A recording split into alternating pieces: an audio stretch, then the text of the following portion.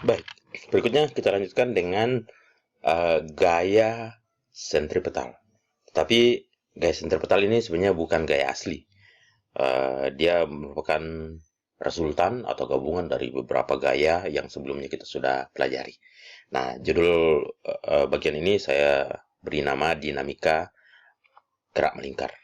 Jadi karena dinamika, jadi akan membicarakan tentang gaya yang menimbulkan gerak melingkar. Nah, masih ingat bahwa kalau sigma F pada benda itu tidak sama dengan nol, maka ada beberapa kemungkinan bisa besarnya V berubah, bisa juga arah V berubah. Jadi arah kecepatan ya, arah V berubah, dan arah V berubah ataupun nilai V berubah itu menimbulkan percepatan.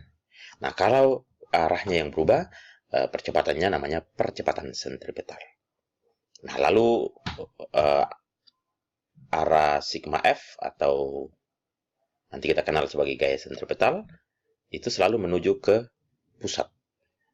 Sigma F, ingat gaya uh, gaya yang menyebabkan gerak melingkar itu sigma F, itu arahnya selalu menuju ke pusat dan kadang-kadang disebut sebagai gaya sentripetal.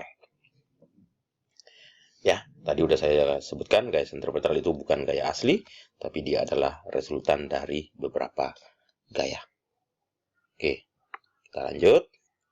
Nah, salah satu contoh, ini ada kasus atau ada mobil yang bergerak di tikungan. Nah, tentu udah pasti gerakannya belok, melingkar. Nah, itu pasti ada gaya yang menyebabkan. Ya, gaya itu selalu menuju ke pusat lingkaran.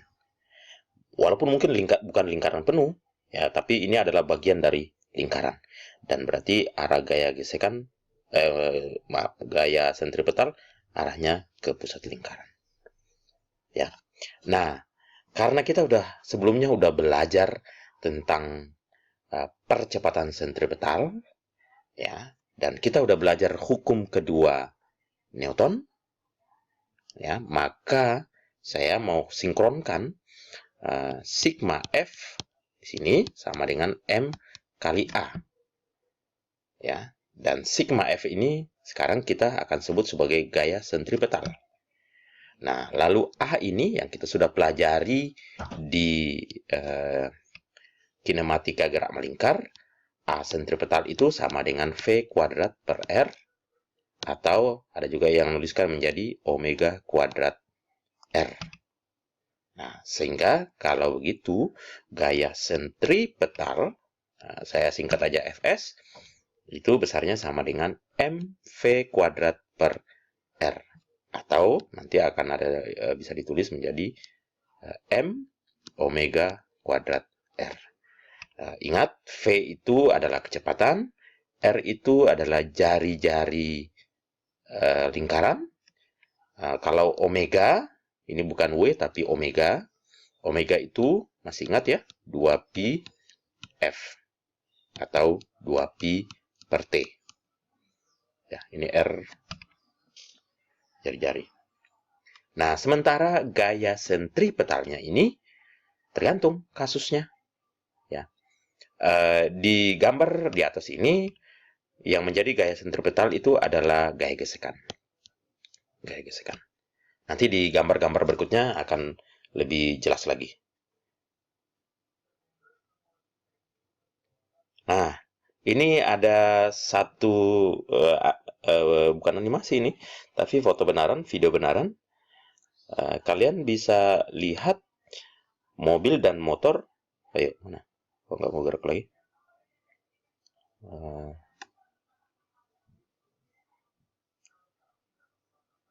Ya, wow. Nah, ini baik. Bayangkan kalau jalanan ini licin, udah pasti baik motor ataupun mobil akan terus ke sana. Nah, tetapi pada kenyataannya mobil ini ataupun motor bisa melengkung begini. Ya, ini bisa melengkung. Tadinya begini. Nah, berarti ada gaya ke sana.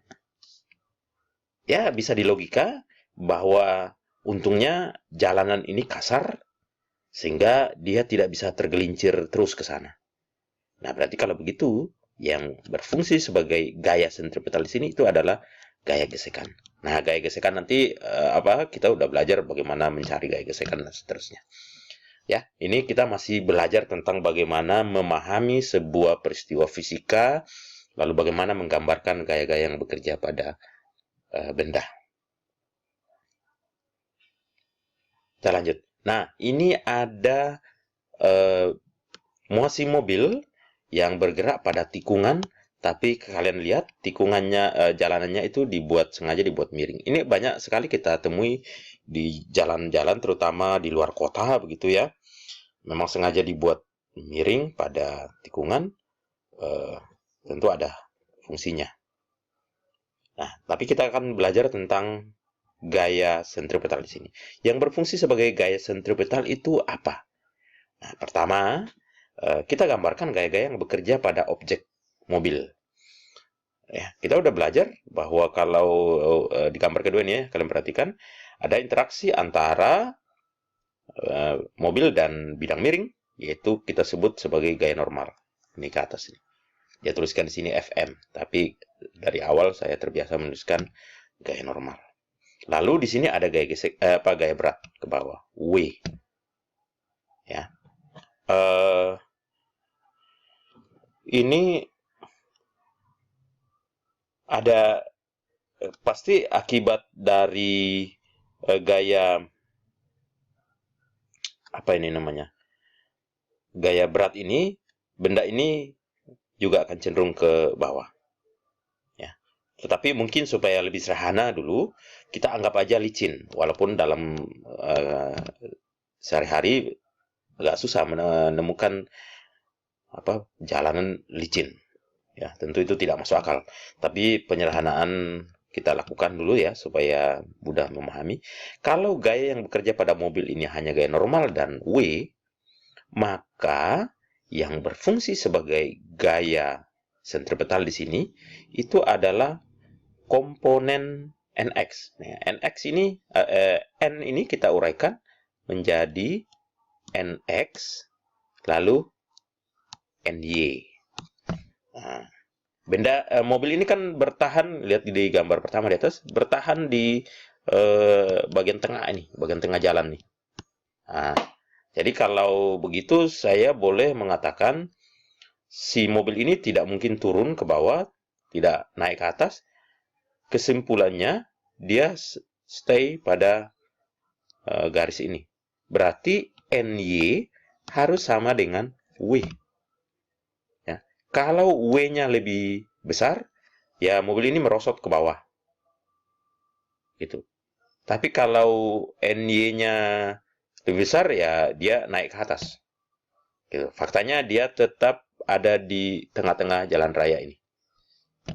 Ya. Jadi NY harus sama dengan W. Nah, lalu NX ini kan tidak ada yang melawan pada benda ya. Ingat, pada benda ada NX. Nah, inilah yang berfungsi sebagai gaya sentripetal. Jadi di sini nanti kita akan tuliskan NX sama dengan MV kuadrat per R. Gitu ya. R-nya itu adalah jari-jarinya. Ya, saya harap bisa dipahami.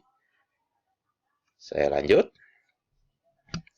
Nah, ini masih memperkuat tentang memahami gaya sentripetal. Diperhatikan bola G itu melengkung begini. Nah, berarti pasti sigma F-nya tidak mungkin sama dengan 0. Ya, pasti sigma F-nya tidak mungkin sama dengan 0. Tetapi sigma F-nya tidak sama dengan 0. Sigma F yang bekerja, itulah yang membuat benda ini bergerak, melengkung. Nah, adanya atau gaya tersebut adalah gaya normal. Ya. Ini gaya yang diberikan oleh dinding ini pada bola. Ketika bendanya ada di sini, gaya itu di sini, dan seterusnya.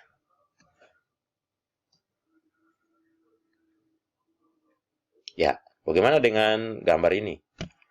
Nah, bendanya untuk gambar pertama, bendanya di sini. Yang berfungsi sebagai gaya sentripetal di sini itu adalah tegangan tali. Jadi memang tergantung kasusnya. Ya. Gambar kedua yang sebelah kanan ini biasanya di lab fisika, itu jenis praktikum seperti ini.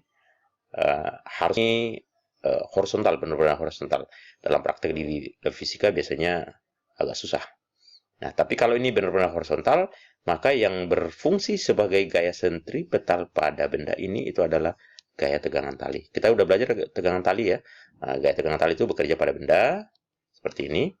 Lalu di sini ada beban. Kalau kita gambarkan gaya pada beban ini, ada tegangan tali ke atas, lalu ada W ke bawah, gaya berat W. Ya. Kita berusaha mempertahankan ini kondisinya diam. Supaya apa? Supaya kita bisa ambil T sama dengan W. Lalu karena tali ini masih satu, berarti T ini sama dengan T ini. Ya, sehingga nanti kalau kita buat persamaan gerak melingkar, gaya sentripetal sama dengan mv kuadrat per R, gitu. Ya, berarti gaya sentripetalnya itu kita bisa ganti dengan T yang dari sini, dan karena T-nya itu sama dengan W. Kenapa kita berani mengatakan sama dengan W? Karena ini kita pertahankan diam. Nah, maka nanti dalam praktikum, kalau kalian nggak bisa mempertahankan ini diam, ya, tanpa dipegang loh, tanpa dipegang, boleh dipegang, hanya tali saja yang membuat dia bertahan, ya kita boleh mengatakan T sama dengan W, sehingga ini nanti bisa saya gantikan dengan W beban bawah ini, W2 mungkin ya, sama dengan mv kuadrat per R. Ya, aplikasi dalam kehidupan yang lain, kalian perhatikan itu untuk satelit. Ya, di satelit, kenyataannya satelit itu bergerak mengelilingi bumi. Nah, gaya apakah yang menyebabkan dia bergerak mengelilingi bumi? Gaya sentripetal dalam hal ini adalah gaya gravitasi. Gaya gravitasi.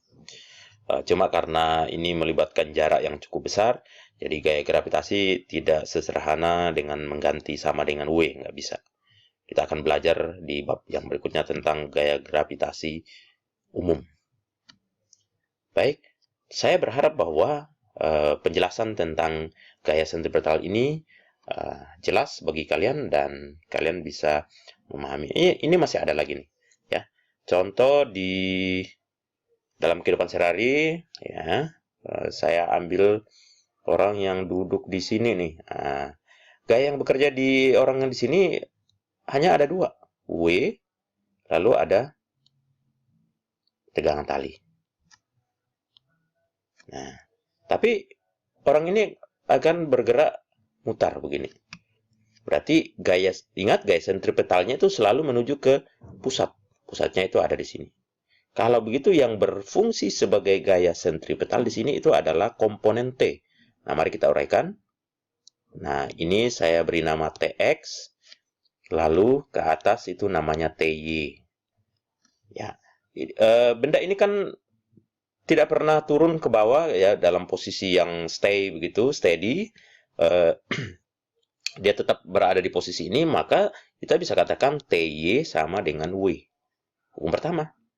Lalu gaya yang ini, nah ini kan resultan gaya. Itulah yang berfungsi sebagai gaya sentripetal. Jadi TX sama dengan mv kuadrat per R. R-nya itu adalah dari sini sampai tengah-tengah ini. Nah, kira-kira ada di sebelah kanan ini gambar skemanya ya. Jadi ini bergerak melingkar seperti ini. Oke. Berarti pusat lingkarannya, pusat gerak melingkarnya itu ada di sini, maka gaya sentripetalnya itu ke pusat. Tapi sebenarnya itu adalah komponen dari T. Jadi ini saya beri nama TX, lalu ke atas ini saya beri nama TY. Nah, di gambar yang bawah ini, gambar yang bawah ini.